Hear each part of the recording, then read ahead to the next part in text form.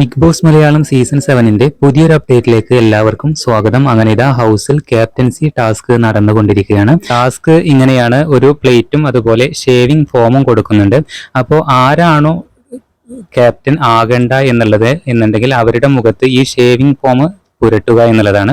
എന്തായാലും അനീഷാണ് ആദ്യം എണീറ്റ് നിന്നിരിക്കുന്നത്. അനീഷ് ചൂസ് ചെയ്തിരിക്കുന്നത് നമ്മുടെ ശാരികയാണ്. അപ്പോൾ നല്ല രീതിയിൽ തന്നെ ശാരികയുടെ മുഖത്ത് ഷേവിംഗ് ഫോം അപ്ലൈ ചെയ്യുന്നുണ്ട്.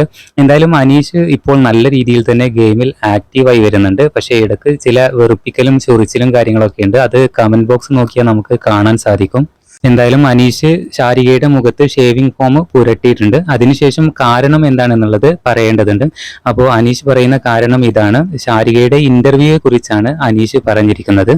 ശാരികയും ശാരിക ഇന്റർവ്യൂ ചെയ്യുന്ന ഗസ്റ്റും പരസ്പരം പ്ലാൻ ചെയ്തുകൊണ്ടാണ് ഇന്റർവ്യൂ നടത്തുന്നത് എന്നാണ് നമ്മുടെ അനീഷ് പറഞ്ഞിരിക്കുന്നത്. മലയാളികളെ പൊട്ടന്മാരാക്കുകയാണ് ശാരിക, അതുകൊണ്ട് ഒരിക്കലും ക്യാപ്റ്റൻ ആകരുത് എന്നാണ് അനീഷ് പറഞ്ഞിരിക്കുന്ന കാര്യം.